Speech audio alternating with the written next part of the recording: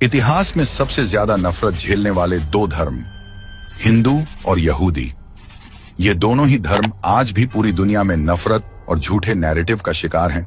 लेकिन क्यों? पहले इनकी जड़ों को समझना जरूरी है। हिंदू और यहूदी दोनों ही दुनिया के सबसे पुराने धर्म हैं और दोनों पर ही इतिहास में अनगिनत प्रहार हुए। हिंदू धर्म का जन्म सिंधु घाटी में हुआ, जिसे इंडस सिविलाइजेशन भी कहते हैं, और यहूदी धर्म का उदय हुआ यरूशलेम की पवित्र जमीन पर। कितनी बार मिटाने की कोशिश हुई। 56 ईसा पूर्व से 1948 तक यहूदियों को कभी बेबीलोन, कभी रोम, तो कभी यूरोप ने रौंदा। दूसरे विश्व युद्ध में जर्मनी में हिटलर ने होलोकॉस्ट करके 60 लाख यहूदियों का नरसंहार किया। 1000 ईस्वी में मोहम्मद गजनवी से शुरू हुआ हिंदुओं पर आक्रमण, फिर कभी मुगल, तो 1947 तक ब्रिटिश ने कुचला। यहूदियों के साथ नाजी होलोकॉस्ट हुआ, उनकी नस्लें ही खत्म करने की कोशिश की गई, मंदिर तोड़े गए। तो वहीं हिंदुओं ने धार्मिक यातना से भरा मुगलिया आक्रांता शासन झेला, अपनी संस्कृति, अपने ऐतिहासिक मंदिर उजड़ते हुए देखे।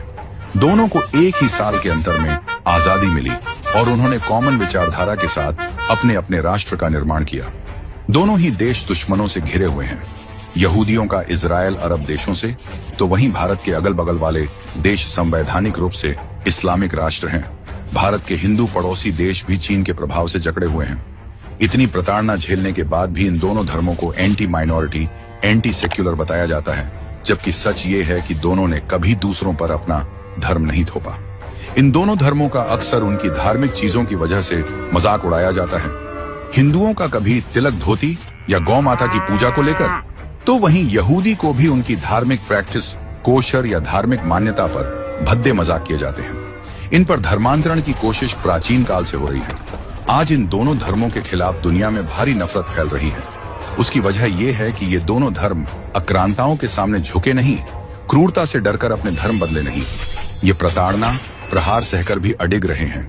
एक तरफ भारत ने गजनवी से लेकर औरंगजेबी मुगलिया शासन देखा, दूसरी ओर यहूदी होलोकॉस्ट जैसे मानव इतिहास की सबसे क्रूर सजा।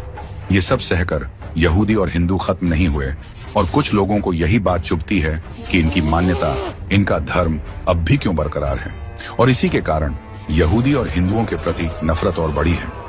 आज भी हिंदू और यहूदी को पकड़कर मारा जाता है। कभी अमेरिका में इजराइल एम्बेसी पर अटैक, तो वहीं पाकिस्तान और बांग्लादेश में हिंदुओं पर क्रूरता और धर्मांतरण का दबाव, बावजूद इन्हें ही हिंसक बताया जाता है। पश्चिमी देशों की बड़ी बड़ी यूनिवर्सिटी भी हिंदू यहूदियों को गलत साबित करने का कोई मौका नहीं छोड़ते।